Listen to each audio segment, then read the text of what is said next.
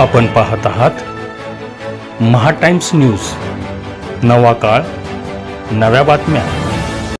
आपण आता बघतायत की अक्कलकोटला ही लाखोंची गर्दी वर्षभरात वाढत चाललेली आहे। यापूर्वी जेव्हा मागील 2.5 वर्ष आम्ही भाजप, शिवसेना, राष्ट्रवादी महायुतीत होतो, त्यावेळीही तत्कालीन मुख्यमंत्री एकनाथ शिंदे साहेब आणि तत्कालीन उपमुख्यमंत्री देवेंद्रजी फडणवीस साहेब आणि अजितदादा यांच्या नेतृत्वाखाली अक्कलकोट तीर्थक्षेत्रामध्ये भरपूर विकास कामे चालू आहेत। पाणी पुरवठा असेल, भूमिगत गटर असेल, गावातील रस्ते असतील, सुशोभीकरण, भरपूर कामे चालू आहेत। आणि या उपर मूळचं मंदिर विकास आराखडा जो होता, मंदिर आणि मंदिर परिसर, भाविकांचे पार्किंग असतील, भाविकांची राहायची सोय असतील, चौक सुशोभीकरण असतील, मंदिर परिसर असणार आणि सुरक्षिततेच्या दृष्टीनं काही जे उपाययोजना करायची, ह्याच्यासाठी मी माननीय मुख्यमंत्री महोदयांना विनंती केली होती की म्हाडाला SPA विशेष नियोजन प्राधिकरण म्हणून नियुक्त करा।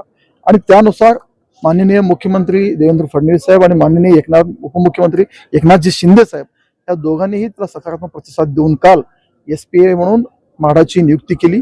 साधारण 500 ते 700 कोटीचा नवीन आराखडा आम्ही आता तयार करत आहोत।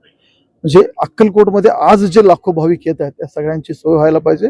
आणि या सगळ्यांसाठी माननीय उपमुख्यमंत्री असतील, दोन्ही उपमुख्यमंत्री, माननीय जिल्ह्याचे पालकमंत्री असतील, ACS असीम कुमार गुप्ता साहेब आणि म्हाडा VP संजय जयस्वाल साहेब, भरत शेठ स्वामी भक्त म्हणून त्यांचाही कायम आशीर्वाद माझ्या पाठीशी आहे। आणि या व्यतिरिक्त सगळे कर्मचारी, नगरपालिका असतील, कलेक्टर साहेब असतील, सगळ्यांनी खूप सहकार्य केलं। येणाऱ्या पुढच्या 2-2.5 वर्षामध्ये अक्कलकोट एक सुसज्ज तीर्थक्षेत्र म्हणून आपल्या सगळ्यांना बघायला मिळेल, एवढं निश्चित।